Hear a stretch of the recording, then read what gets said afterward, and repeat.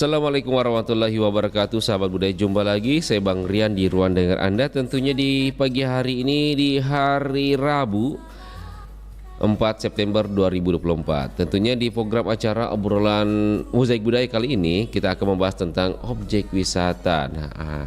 Tentunya kami menghadirkan narasumber-narasumber yang berkompeten di bidangnya, yaitu dengan Pak Bambang Haryanto selaku Litbang DPD Asita Sulsel dan juga owner Fortuna Kirana Tours and Travel.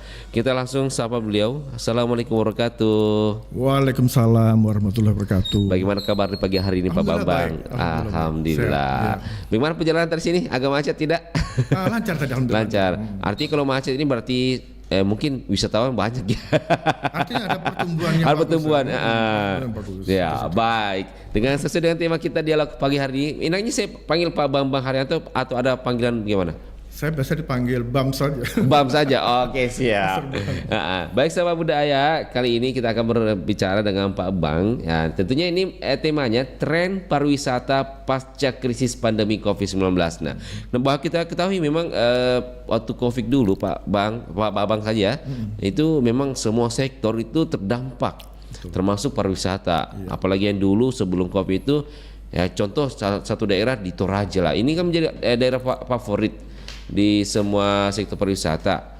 Nah, bagaimana ini menurut dari Pak Bambang sendiri melihat dari kacamata Asita sendiri atau dari sebagai owner dari Fortune dan Tour and Travel ini bagaimana ini Pak?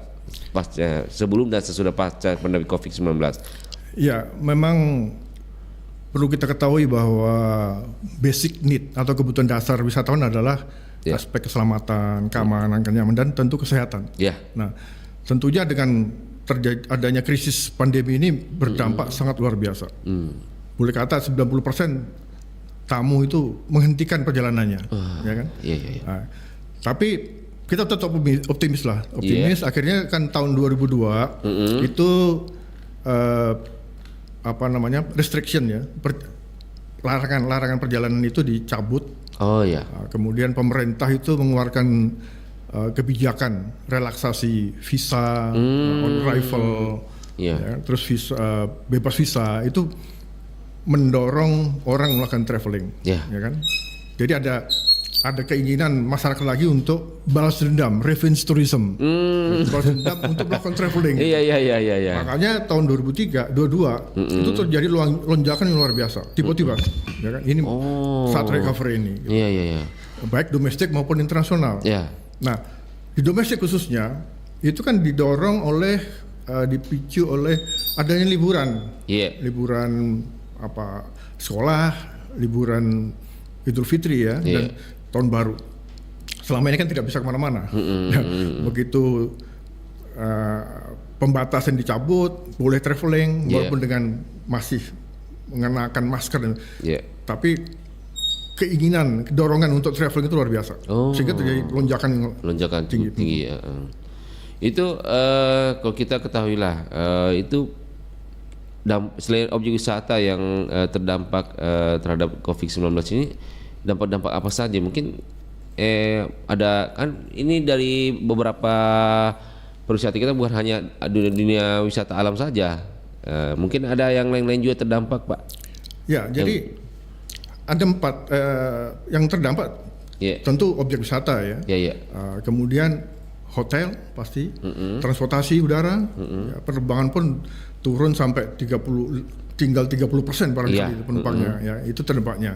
Terus tetapi dari kasus ini, kejadian ini tentu setelah diperbolehkan traveling ya, menimbulkan tren baru dari berwisata gitu. Tren baru.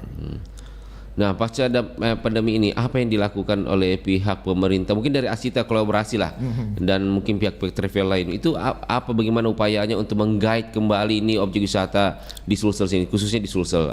Ya, kita mendata kembali daya tarik wisata ya, atau objek wisata. Kemudian kita mapping. Kita mapping, identifikasi, kita kurasi, kan kita pilah-pilah karena market itu beda-beda gitu. Nah, seleranya, trennya beda-beda. Jadi kalau katakanlah wisata bahari ini cocoknya kemana nih? Dipasarkan kemana? Misalnya ke Jepang atau Eropa gitu.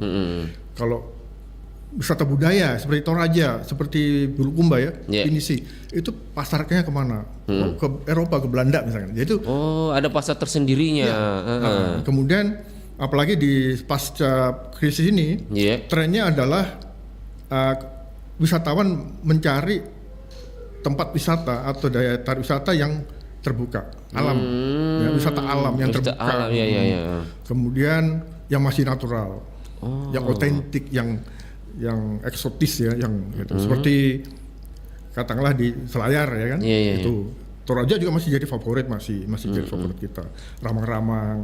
Jadi trennya ke sana Pak. Jadi mereka itu mencari tempat-tempat yang lebih segar ya, lebih terbuka, lebih, dan tentunya apalagi kaum milenial ya. Pasar sekarang ini kan dikuasai oleh 51% lebih dikuasai oleh pasar milenial dan generasi Z. Nah, trennya beda nih. Beda ya. Mereka itu selain alam, tentu kuliner. Ya kan? Tapi untuk objek wisata perkota kayak Makassar sendiri itu bagaimana tingkat daya tariknya itu? Masih bagus karena tergantung daerahnya. Seperti daerah Indonesia Timur, mereka trennya kan berwisata kuliner ya. Ke mall misalkan. Kemudian menikmati live musik. Nah, jadi live event ini juga kita kembangkan. Itu masuk dari ekonomi kreatif ya, live musik gitu. Seperti kemarin konser Dewa. Konser Solen Seven, Bapak mungkin. Di mana Telkom ya. 20.000 penonton, luar biasa gitu. Jadi ini industri yang harus kita kembangkan. Jadi harus jadi satu daya tarik unggulan kita juga. Event selain MICE ya, MICE itu kan meeting, incentive, conference, exhibition. Jadi live event itu seperti konser musik harus kita lebih sering adakan di sini. Tapi berarti sejauh ini yang dominan wisatawan kita ini masih dominan regional atau banyak juga dari luar negeri? Untuk wisatawan mancanegara itu kan dominan dari Malaysia ya, Singapura, Belanda ya kan. Jerman juga ada, masih sudah mulai ya. Jerman, kemudian dari Prancis ya kan. Tapi kan mereka ini minatnya beda-beda gitu. Seperti di Jeneponto kitesurfing ya.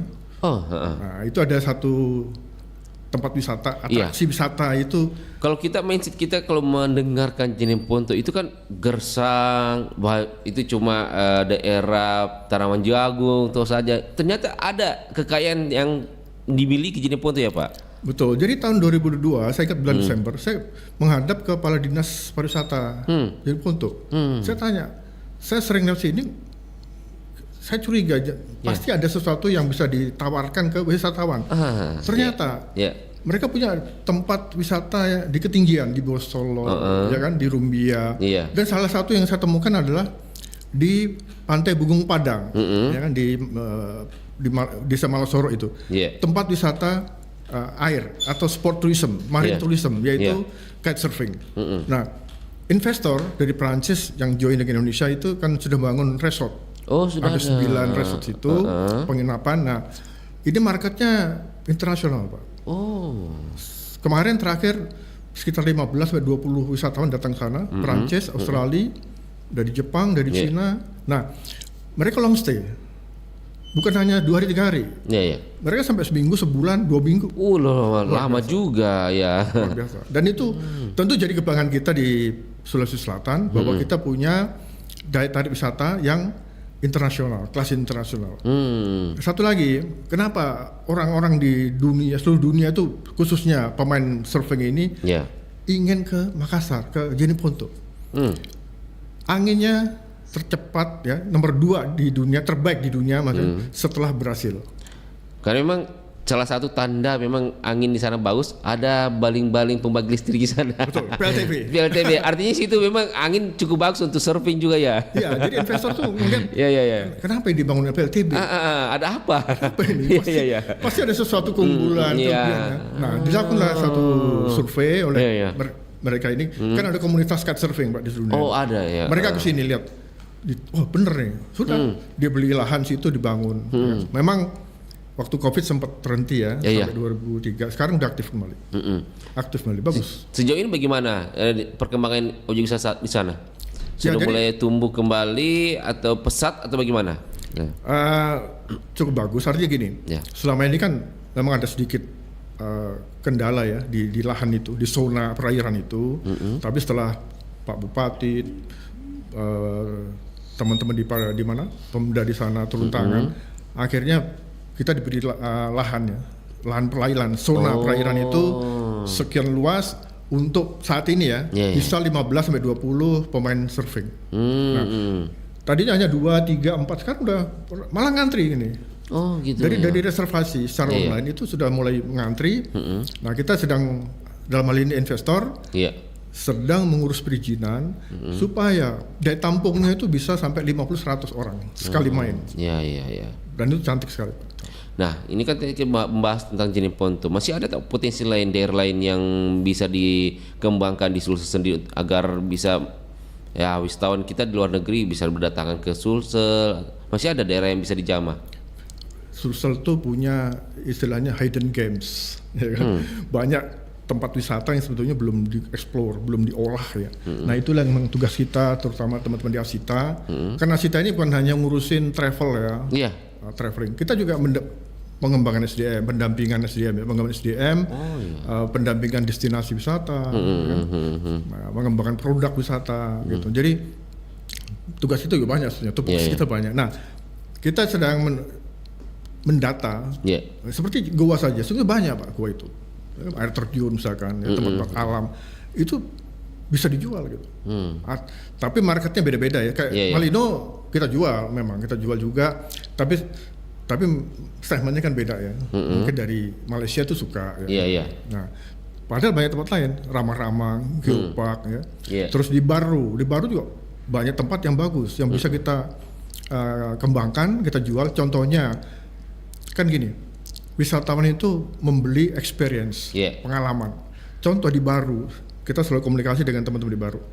Itu orang Belanda, orang Prancis berwisata itu di kapal Bagang yang di kapal itu, menangkap ikan.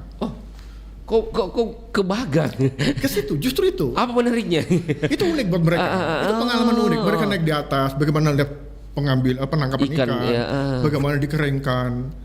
Kemudian besoknya dia nikmati kuliner dari ikan kering itu. Dia bilang luar biasa. Itu jadi cerita pengalaman yang menarik. Dan jadi cerita menarik untuk teman-temannya di Eropa misalnya. Jadi menarik Pak. Jadi tidak harus bangunan yang ternyata hal sekecil begitu menjadi daya tarik juga wisatawan. Mereka mencari yang mungkin tidak ada di negaranya atau sangat different, sangat berbeda. Berbeda. Sangat berbeda. Jadi kalau di kuliner kan ada wisata kuliner. Ada wisata gastronomi. Gastronomi. Kalau kuliner kan kita sekedar belanja, makan, selesai.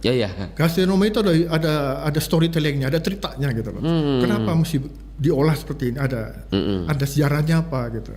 Bagaimana mengolahnya? Nah, wisatawan biasanya terlibat dalam proses, misalkanlah belanja gitu, belikan. Bagaimana membakarnya? Bumbunya apa? Nah, terus mereka itu gastronomi. Tapi dalam hal itu disediakan oleh pihak Asita atau travel bahwa ada paket untuk bisa mengunjungi bagaimana proses pembuatan ikan atau melihat prosesnya, itu disediakan juga, dipromosikan. Itu kita kemas. Kita kemas. Jadi kita tahu bahwa ini cocoknya market Eropa misalnya. Kita kemas dalam situ. Ada satu experience itu yang kita jual. Dan kalau sudah sesuatu yang unik, experience unik, harga itu bukan masalah.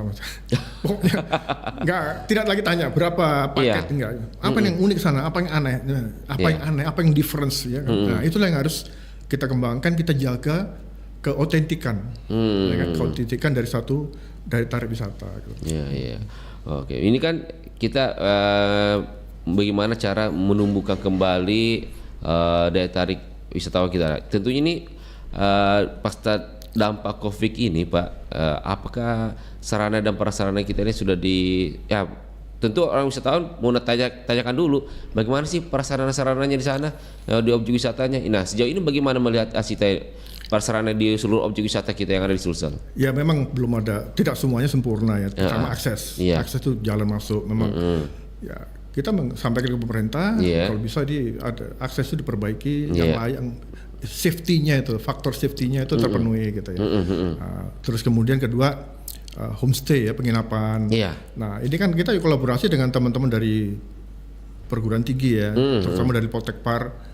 Bagaimana SDM di tempat itu dibina, dilatih untuk memberikan pelayanan baik, menata kamarnya, dan itu. Nah, kemudian teman-teman di daerah juga guide-nya. Nah, guide juga kita punya komunitas guide juga, bagaimana mereka belajar memahami, menguasai lah produknya itu gitu. Sehingga guide tidak hanya sekedar menunjuk keunikan, tapi bisa bercerita tentang gitu, objeknya. Baik, untuk sendiri Pak, megatrend untuk 2024-2025 ke depan itu bagaimana itu? Ya, tren sekarang yang sampaikan tadi bahwa wisatawan sekarang mencari sesuatu yang unik ya, yang aneh. Dan pertama tentang yang ada kaitannya dengan kebugaran, spa ya kan, terus kemudian berenang juga, ada tamu-tamu yang diajak berenang ke mana, ke pantai itu, Samlona, kemudian jalannya sepeda itu. Itu juga bagian dari wellness tourism, dari wisata kebugaran. Masuk juga paket-paket ya. Seperti kita akan fun run ya. Terus kemudian ada fun walk, rencana yang kita bikin itu akan kita adakan Oktober nanti ya. 27 Oktober. Kami akan adakan fun walk atau jalan santai. Itu sasarannya adalah bagaimana hidup bugar, hidup sehat. Sasaran wisatawannya itu dari mana saja nih Pak?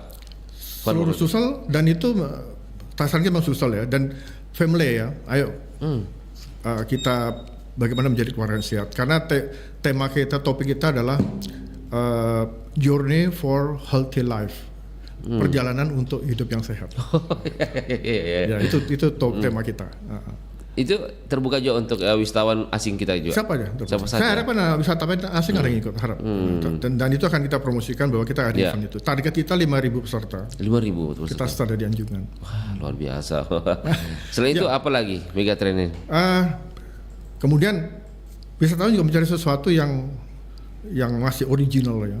Kan ada wisatawan tuh yang seperti di Bali, di Ubud.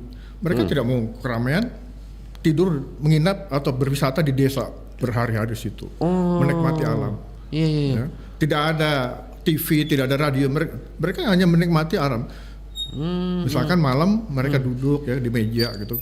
Kan saya dari Ubud waktu itu. Malam itu dengan suami istri dari Belanda duduk di meja minum kan, menikmati minuman. Suara-suara anjing menggonggong, suara burung malam, angin, itu yang dibeli. Itu ada di Sulsel sendiri disediakan. Ya, kita lagi seperti di Maros ya, di Geopark selama itu sedang kita kembangkan seperti itu. Jadi tidak harus objek wisata yang besar-besar, yang unik saja, yang ada situ aja. Yang alami gitu. Alami, mereka nyari sesuatu yang di negaranya mungkin sudah tidak ada itu. Unik-unik juga ternyata wisata asing kita ya. Kan biasanya orang kita mau ke objek wisata itu yang sudah ada lengkap fasilitasnya, menikmati. Ini ternyata dia ada juga. Segmen itu ada. Jadi market itu ada. Mereka bayar mahal loh. Seperti di Ubud itu semalam hotelnya kan katakanlah 2,5 juta ya. Iya. Dibayar nggak masalah, karena dia dapat sesuatu yang pengalaman, lagi-lagi experience ya. Experience. Dan dari suara burung malam kan, pagi-pagi bangun jam 5 ya setengah 6, naik sepeda mereka ke kampung-kampung itu. Ya kan? Nah itu juga akan kita kembangkan di desa-desa wisata kita. Kita kan juga ada desa wisata ya, ada beberapa yang masuk nominasi kemarin. Nah Sulsel sebenarnya masih harus lebih banyak yang bisa kita kembangkan. Ya. Bayangkan 24 kabupaten kota, katakanlah. Setiap kabupaten kota itu punya 4 lah tempat wisata yang unik gitu.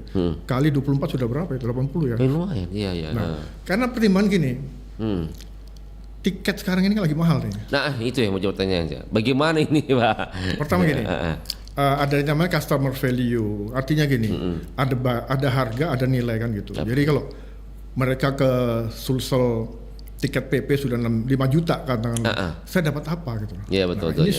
Ini yang kita pikirkan, apa yang bisa kita jual dan sebanding dengan apa yang dia bayar. Kenapa tidak ke mana? Ke Korea, kayak ke Thailand yang lebih murah gitu. Iya betul. Ini tantangan buat kita. Betul. Tantangan kita. Nah, mengenai tiket mahal itu kan banyak faktor ya, karena komponen-komponen biaya itu kan tinggi dan dalam US dollar gitu. Iya betul. Nah, kurs ini kan naik turun ya, fluktuatif. Fluktuatif. Ya kan?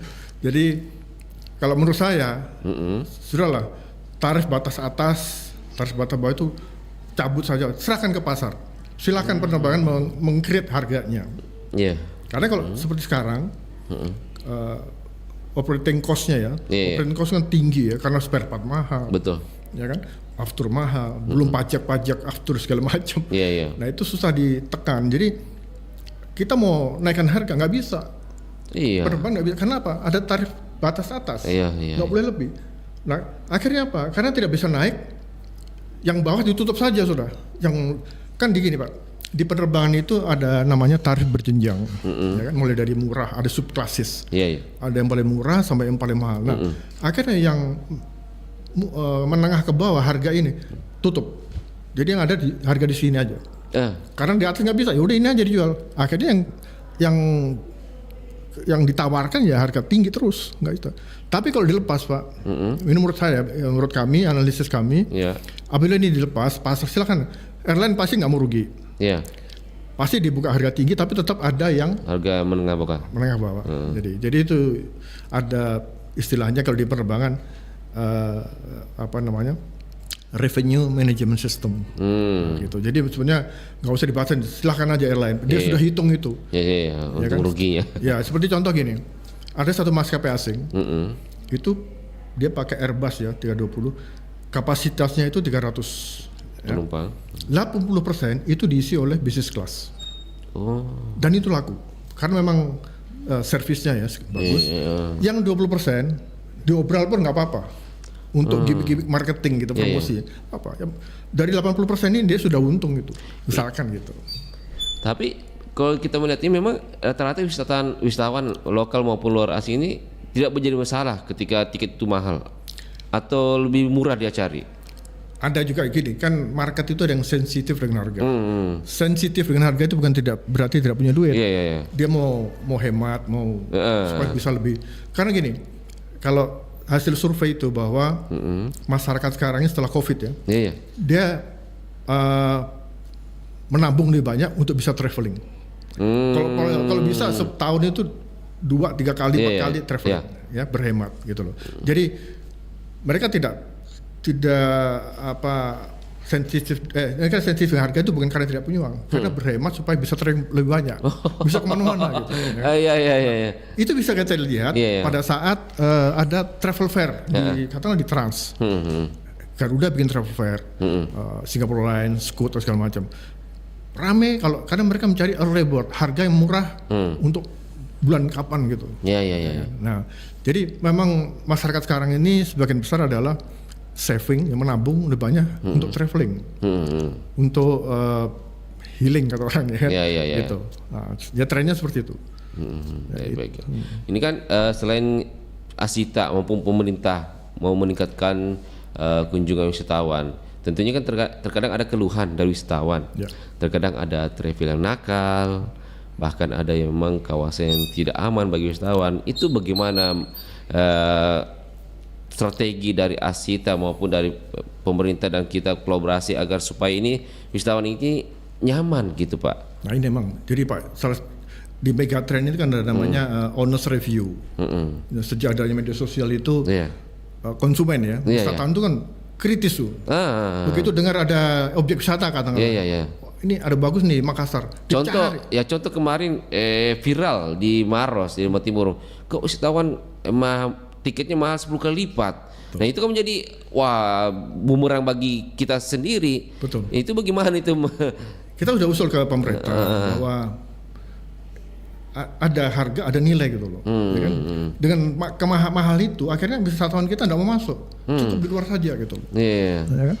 Nah itu harus kita sudah usulkan. Cuman masalahnya kan kalau itu kan sudah masuk perda itu sulit ya. Tapi nggak apa-apa, kita berjuang terus. Nah kemudian mengenai travel nakal, nggak ada lah itu. Tapi anggota Asita kita kan itulah pentingnya, perlunya ada organisasi, masuk asosiasi.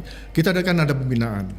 Artinya you jangan main harga dong. Ya kan? Kalau main harga itu pasti risikonya ada. Ya kan? Banting harga itu pasti risikonya ada. Pasti ada cost yang harus dipangkas. Ya. Kalau sudah gitu peluang kemungkinan untuk rugi itu pasti ada. Jadi ayolah kita main di harga yang masuk akal, ya kan, yang bisa diterima. Nah, ke pemerintah juga kita himbau juga, misalkan ada travel kan banyak travel juga yang bukan anggota SITA, Pak. Anggota kita 338. Di luar itu banyak. Itu di luar kewenangan kita, tapi kita sampai ke pemerintah, mungkin ada instansi yang bisa memonitor, ya kan, mereka ini dan menindak tentunya kalau ada pelanggaran, ya kan. Kan dengan adanya kemajuan teknologi ini kan orang bisa jual paket sendiri gitu, tanpa perlu bikin perusahaan tanpa ini bisa. Nah itu yang harus kita monitor. Jadi itu menjadi salah satu kendala juga Asita. Pasti market kita keambil dong. Yang tidak resmi gitu ya. Pasti market keambil. Tapi apa-apa, yang penting kita harus sampaikan sosialisasikan ke masyarakat bagaimana traveling yang aman, nyaman. Nah, bagaimana bisa mengetahui bahwa masyarakat ini travel ini resmi, aman. Bagaimana bisa mengetahuinya itu? Di mana bisa diperoleh dan juga? Asita makanya cari travel yang masuk untuk asosiasi, karena di situ ada pembinaan. Pertama kualitas SDM. Kita rekrut sumber daya manusia yang memang kompeten di bidangnya, misalkan lulusan Poltekpar gitu ya kan, yang punya basic di pariwisata, di traveling, di travel, mengelola travel. Kemudian perusahaan sendiri kan sudah di assessment sekarang, disertifikasi bahwa ini layak gitu. Karena ada 3 aspek itu, Pak. Kalau di perusahaan, aspek legal, aspek finansial, dan operasional. Nah, kalau di assessment tentu ada audit, ya kan? Di audit sehat tidak ini perusahaan ini gitu. SDM juga begitu, di audit juga, dan tentunya kita sering komunikasi dengan teman-teman. Ayolah, kita bermain yang bersih, aman, nyaman untuk jangka panjang. Oh gitu ya. Untuk jangka panjang, bisnis jangka panjang. Iya. Dari tadi pemaparan Pak Bambang sendiri, ada beberapa kan rencana-rencana ke depan, baik itu pengembangan objek wisata alam, musik, olahraga, layanan kesehatan juga kan, yang paket layanan kesehatan. Dari seluruh ini, yang kebanyakan minat wisatawan itu dia ambil yang mana ini, Pak? Alam ya, wisata alam itu sekarang jadi tren ya. Kemudian wisata kesehatan, ya, itu kita kembangkan. Kesehatan juga. Ya, jadi kami di Asita mengembangkan whole tourism, wisata kesehatan. Wisata kesehatan kita bagi 2. Yang pertama ada medical. Medical itu berobat, misalkan ke rumah sakit gitu ya, medis ya. Memangnya di Sulsel sendiri ada ya ketertarikan dari asing untuk berobat ke Sulsel? Market kita ke Indonesia Timur, Pak. Ternyata Indonesia Timur. Jadi ke Indonesia Timur, ke Papua, kayak Iya. Kendari, karena ternyata kami melakukan satu riset, banyak orang dari luar itu berobat ke rumah sakit di sini, rumah sakit internasional, rumah sakit mata misalnya. Saya tanya, Bapak dari mana? Oh, dari Sulawesi Tenggara. Wah, kenapa tidak dipaketkan? Medical potensi lagi ya. Itu jadi potensi, jadi peluang lagi kan. Gitu. Kemarin kita tahun lalu ya kita direct sale ke sana atas undangan dari Dinas Pariwisata Kota Makassar. Kita ke Ambon, Kendari, ya kita pasarkan itu tentang wisata kesehatan. Nah, kemudian wisata kedua adalah wellness atau rejuvenasi, kebugaran. Ya, ada spa, ada bekam, ya kan, ada jarum ya. Itu bagian dari wellness itu. Berenang juga itu. Tapi kemampuan untuk menerima tadi ya kayak rumah sakit, kesehatan dan lain. Ketika banyak yang minat di luar, kemampuan kita di sini bagaimana? Khususnya rumah sakit. Rumah sakit sudah ada beberapa yang taraf internasional kan. Itu satu. Kedua, seperti kemarin kami kerjasama dengan balai kesehatan yang di Perintis itu, mereka siap untuk melayani untuk spa misalnya, untuk bekam, untuk refleksi, itu yang kita tawarkan tuh. Terus kemudian yang kita kembangkan juga adalah wisata ramah Muslim. Ada ramah Muslim. Ya. Memang di Sulsel sendiri ini sudah ada itu. Ya, kami kembangkan. Artinya gini, selama ini yang kita kenal adalah wisata halal. Iya. Nah, halal ini kadang-kadang agak sensitif ya, seolah-olah hanya untuk market tertentu. Iya. Jadi kita mungkin lebih familiar, lebih merakyat, lebih akrab itu dengan wisata ramah Muslim. Ramah Muslim. Nah, itu dibagi sejarah Muslim, ada produk ya, produk yang syar'i ya, fashion, pokoknya produk yang halal ya, itu kita kembangkan. Jadi ada sejarah juga Islam, itu jadi paketnya. Nah, kemudian ada paket yang memang dalam paketnya harus ada mengajak wisatawan untuk beribadah misalkan ya, seperti Masjid 99 ini Kubah itu juga menarik ya kan.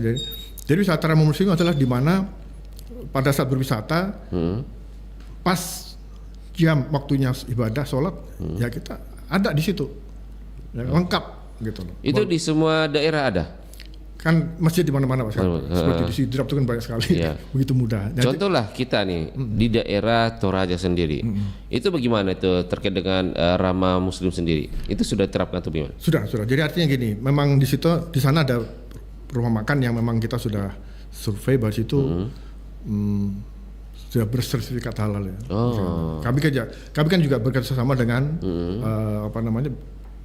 lembaga-lembaga yang mensertifikasi produk halal. Oh, sudah ada. Kami ada komunitas itu kerjasama dengan kita. LPPM MUI misalkan ya, kita kerjasama. Jadi kita mendata mana-mana, katakanlah tamu dari Malaysia bisa tanya, apakah makanan ini halal? Jadi itu pertama. Pasti kita sudah punya datanya, database-nya, mana-mana restoran, tempat ibadah ada, termasuk hotel. Hotel ini kan sudah mulai 2018 ada dapur halal namanya. Oh, ada dapur halal. Ada hotel yang sudah dapur halal. Artinya menu ini jamin halal gitu. Ya memang contoh lah, pernah itu hari ada dari teman dari Jawa, dia tanyakan bagaimana makanannya di sana di Toraja, kan kita ketahui bahwa masih mayoritas di sana kan Pak.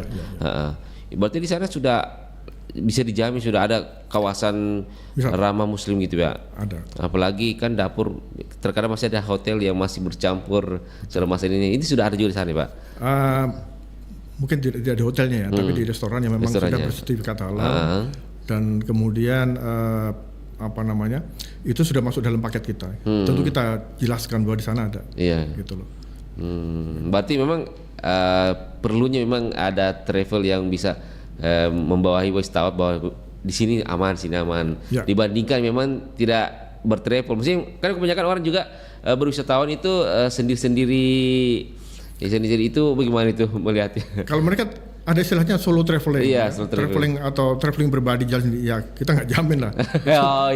Tapi kalau melalui kami di Asita jelas, kita akan kasih penjelasan mana-mana yang layak untuk dikunjungi. Bukan hanya halal saja, kualitasnya gitu. Contoh gini, waktu itu ada tamu kami dari Jakarta, ini ibu-ibu nih. Biasa kan ibu-ibu kan banyak bertanya nih. Dikasih paket. Udah gini aja Bu, ini ada catatan ya. Hotel mana yang recommended? Mulai bintang 5 sampai bintang 3. Ini resto recommended yang unik, yang khas Makassar ini. Terus ada objek wisata gini, Ibu pilih sendiri deh. Gitu. Jadi kita silakan aja. Itu istilahnya tailor made ya. Artinya kita kasih data, silakan pilih. Ini ibu-ibu dan wanita di Jakarta ini langsung besoknya kirim email ke kami, Pak. Hari pertama jemput, saya mau pisang hijau misalnya. Gitu. The request. Jadi sudah di list semua itu, sudah bikin programnya. Saya tiba jam 9, saya mau makan pisang hijau sama jalan kotek katanya. Malam saya mau masang pisang epe misalnya. Saya mau seafood. Besok mau palu basah. Dia sendiri yang nyusun. Nah, kita kemas dulu, baru kita buat penawarannya segini. Mereka nggak nanya, mereka nggak tanya lagi harga. Oke, saya mau deh. Begitu. Jadi ada kebebasan dari calon wisatawan untuk mau kemana, mau apa, gitu, ya kan? Mau belanja di mana. Terus terakhir pasti tanya, di mana saya bisa belanja? Gitu. Semua kan? Oleh. Pasti itu. Dan itu yang membantu kita. Itulah kenapa pariwisata dan ekonomi kreatif itu harus kolaborasi kan, saling mengisi. Saling mengisi, betul. Berarti memang ini dengan kehadirannya Asita Dan objek wisata berarti membantu juga perekonomian masyarakat dia termasuk. Karena dampak dan tujuan dari pariwisata kan adalah membuka lapangan kerja, mengembangkan ekonomi, menumbuhkan ekonomi, dan tentunya ekonomi kreatif ya, UMKM gitu. Dan kita harapkan mereka belanja gitu loh. Oh iya. Belanja, kita kerjasama dengan pelaku UMKM dan toko-toko souvenir ya. Apa yang bisa ditawarkan. Makanya saya kadang-kadang yuk jangan jual yang bukan produknya Sulsel gitu. Iya. Berarti terkadang juga Asita mensurvei objek wisata bahwa ini objek wisata ada dampak tidak yang diberikan gitu ya? Ya, kita lakukan. Berarti tidak sembarang Asita menunjuk kepada wisatawan kita kunjung ke sini ternyata nanti takutnya kecewa begitu ya? Pasti. Kita melakukan observasi lapangan, kita lihat kelayakan gitu ya? Kelayakannya, semua mulai dari akses ya, kemudian sanitasi, misalkan toiletnya harus bersih. Oh iya itu kita kasih masukan juga. Terus kedua, akses itu kan termasuk dari komunikasi. Oh iya. Bagus nggak ini jaringan internet? Oh iya itu juga menentukan. Itu sangat menentukan juga karena kan sekarang zamannya begitu kan. Iya. Habis seleb kirim kemana-mana. Oh iya betul. Dan itu juga jadi testimoni kan. Jadi influence teman-temannya barangkali bahwa wah keren banget sini nih gitu. Iya. Jadi memang media sosial ini menjadi media yang sangat membantu, juga sangat perlu diwaspadai. Oh iya betul. Kalau testimoninya dari viewer itu ada ngasih negatif kan ngeri juga tuh. Betul, berdampak gitu cukup besar. Iya. Tapi kan wisatawan sekarang udah pinter ya. Jadi dicari informasi lebih detail. Bener nggak ini? Bener nggak? Bagus nggak? Bagus nggak? Iya. Tadi kan di awal Pak Bambang sempat menyampaikan bahwa sebagian besar ini kan Gen Z yang banyak yang menikmati wisatawan. Ternyata kan Gen Z ini lebih suka juga kayak hiking, camp di gunung. Itu Asita memfasilitasi hal itu juga, kayak open trip gitu. Ya kalau mereka request ke kita pasti kita fasilitasi, kita siapkan kayak glamping ya. Glamping itu kan pasti ada marketnya itu ada. Ada juga melalui kita, ada yang mereka solo traveling ya, direct urus sendiri lah nggak apa-apa. Tapi paling tidak kita kan senang kalau wisatawan itu makin banyak gitu, walaupun tidak melalui kita. Tapi yang penting wisatawan makin meningkat dan memberikan testimoni. Nah mungkin besoknya akan datang mungkin 2-3 orang melalui kita juga kan. Gitu. Wah saya mau diurusin deh gitu. Kan tidak semua orang itu mau tidak mau susah gitu. Pokoknya saya mau beres. Diurus deh. Contohnya gini, waktu itu ada wisatawan Jepang 4 orang. Dia hanya hubungi saya. Saya mau ke Makassar 3 hari 2 malam. Saya minta hotel bintang 5. Kalau di atas 5 saya bintang 5. Saya mobil Alphard. Saya mau makan crepes kepiting ya. Kepiting besarnya. Di mana yang top katanya? Udang yang kipasnya gede ya. Di mana itu? Itu yang diburu semua. Yang di Tenggaranya barangkali harganya sangat-sangat mahal ya. Iya. Itu diburu. Dia nggak nanya harga, apa yang diinginkan mobil Alphard ini. Dia tentukan semua. Oh, kami ada ini. Tapi kami harus jujur ya. Kalau itu nggak baik kita nggak akan tawarkan. Nah, kita harus jujur. Jadi betul. Memang pelaku pariwisata itu terutama pengelola destinasi harus jujur apa adanya, jangan jual kucing dalam karung gitu. Ngomongnya hebat ternyata kenyataannya itu berbahaya karena akan jadi testimoni negatif pembicaraan di luar nanti apalagi di medsos kan di viral dia bikin video ini menipu saya ini tidak puas ini ya itu harus kita waspada kita hati-hati. Itu sudah diberikan pelatihan atau diberitakan kepada teman-teman travel kita bahwa ini jangan sampai nanti muncul ini. Betul kan, kami dari Sita juga memberikan pelatihan biasanya kan. Jadi ada pelatihan itu ada dari akademisi, ada dari praktisi kan. Nah, di lapangan itu seperti apa gitu. Kami jelaskan. Jadi harus jujur. Kalau itu bagus, kalau jelek. Kan biasanya di fotonya itu keren ya. Ternyata begitu datang, apaan nih kan? Nah, itu nggak boleh. Baik, ini Pak Bambang. Selain sebagai bagian dari anggota pengurus Asita, kan juga owner dari travel juga. Tentu ini tidak hanya Asita sama travel aja yang berdiri sendiri. Tentu ada dukungan dari pemerintah. Untuk berkolaborasi bagaimana ini bisa meningkatkan. Itu sejauh ini bagaimana komunikasi dengan pemerintah untuk meningkatkan wisata kita di Sulsel ini? Nah itu kan ada pentahelix Pak. Kan ada unsur pemerintah, ada pengusaha, ada media, seperti ini kan luar biasa. Iya, iya. Ada masyarakat, ya kan? Iya. Terus ada dari akademisi, kolaborasi. Jadi kita sering diskusi, ya kan, bagaimana mengembangkan dan menumbuh kembangkan ini pariwisata khususnya di Sulsel gitu. Nah, kita sering adakan komunikasi itu. Nah, mungkin ke depan ada, kalau di Jakarta di kementerian itu kan ada weekly briefing, ya. Kita mungkin ada ngopi pagi tiap bulan. Gitu semua stakeholder kita libatkan karena pariwisata tidak bisa hanya travel, hanya pemerintah nggak bisa. Pemerintah dalam hal ini dinas pariwisata nggak bisa. Harus semua terlibat. Semua apakah sektor. itu lingkungan hidup, apakah itu karena keamanan gitu ya. apakah itu dari pertambangan. Jangan sampai destinasi atau dari tarik wisata yang kita kembangkan besok digusur nih untuk tambang misalnya. Jangan sampai terjadi seperti itu. Atau hutan lindung kan. Jadi itulah perlunya pentahelik, perlunya kolaborasi seluruh stakeholders. Jadi pariwisata memang multidimensi, multidisiplin ilmu, harus melibatkan semua. Nah, untuk itu kan kita melibatkan masyarakat, ya, community based tourism. Bahwa pariwisata itu melibatkan seluruh masyarakat, melibatkan seluruh elemen. Dengan penerbangan, misalnya contohnya sekarang kan ada Scoot Airline masuk dari Singapura, ada Air Asia, ya kan? Terakhir kemarin 22 Juli Malaysian Airlines masuk sini, itu sangat bermanfaat, ya, mendukung kita untuk mendatangkan wisatawan asing. Memang yang keluar juga banyak. Iya, memang. Tidak dipungkiri. Keluar banyak, tapi kita sudah punya konektivitas. Gitu, ya.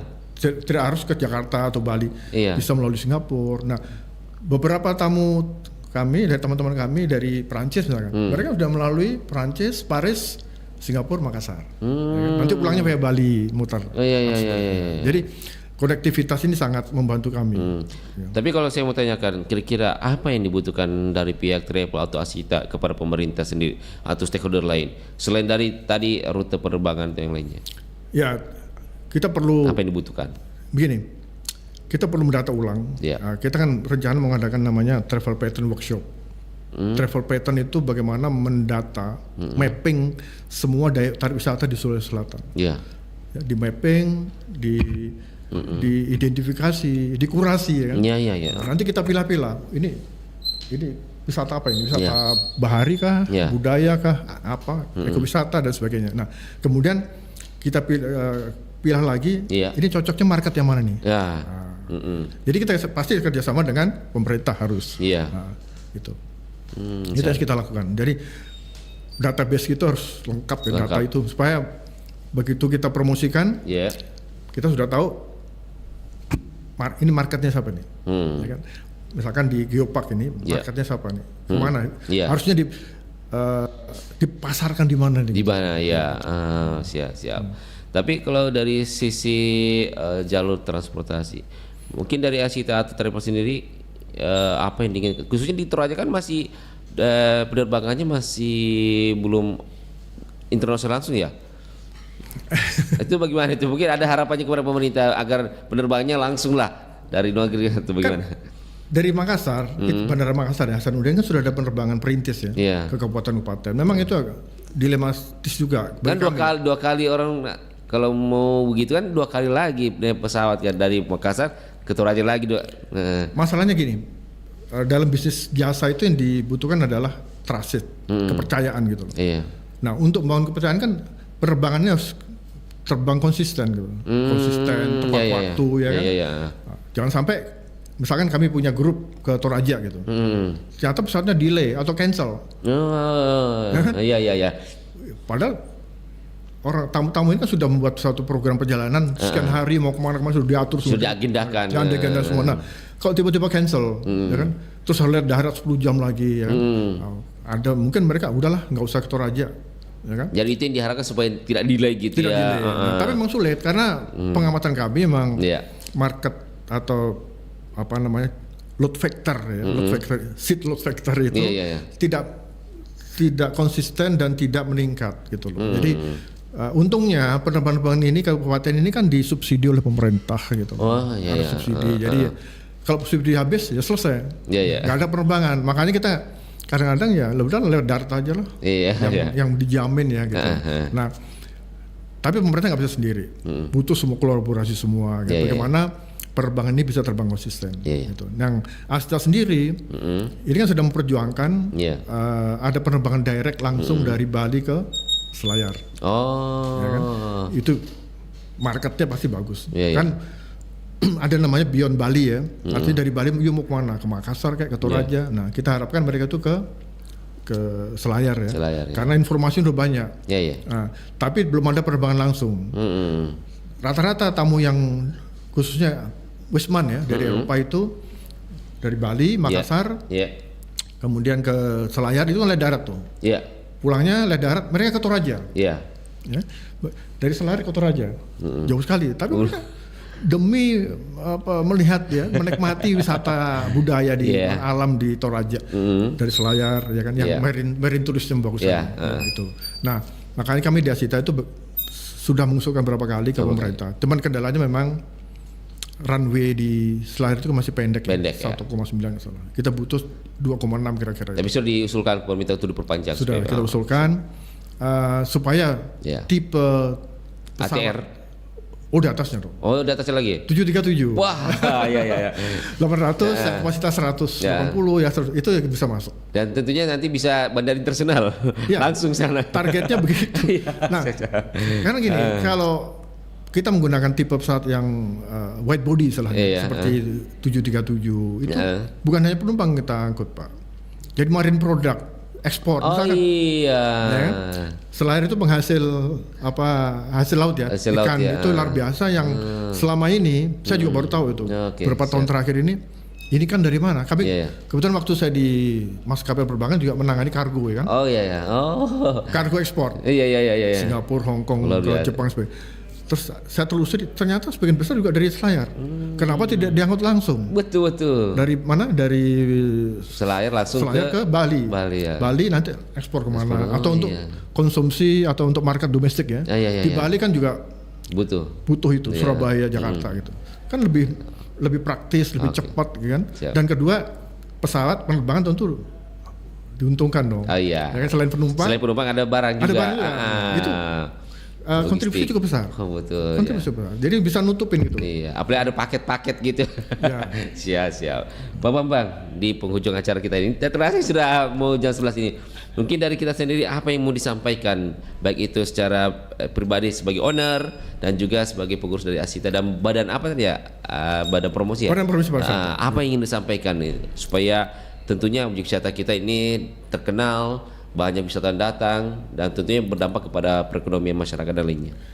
Ya, yang penting, yang pertama tentunya keterlibatan masyarakat tuh ya, masyarakat istilahnya kan sadar wisatanya harus ditingkatkan gitu. Ayolah, ini kita kembangkan ya, destinasi desa wisatanya juga begitu.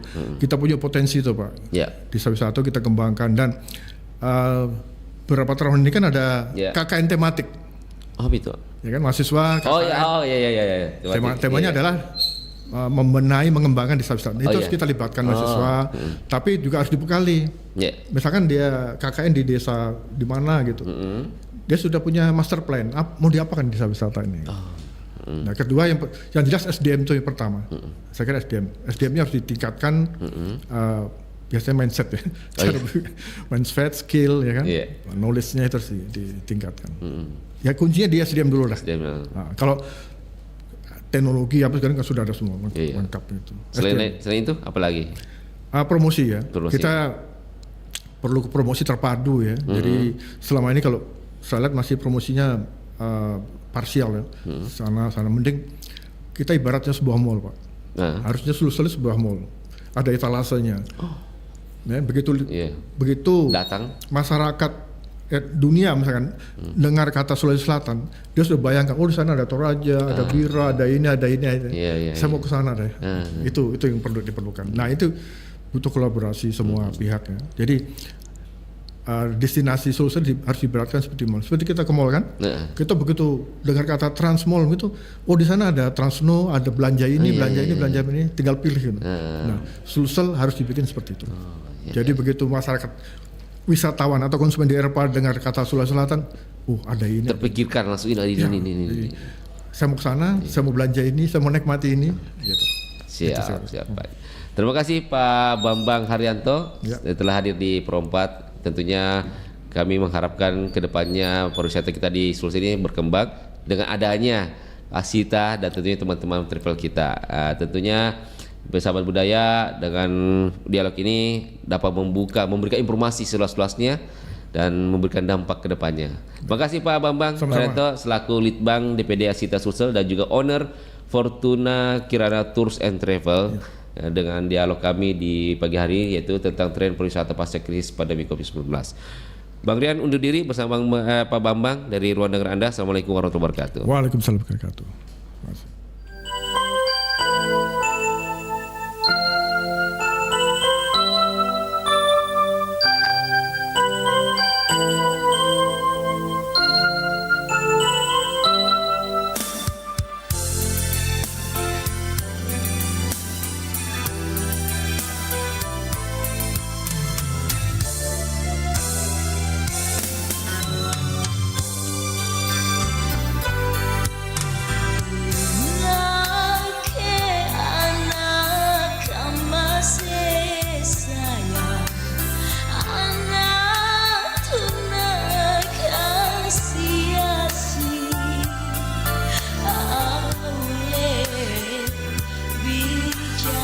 Jaya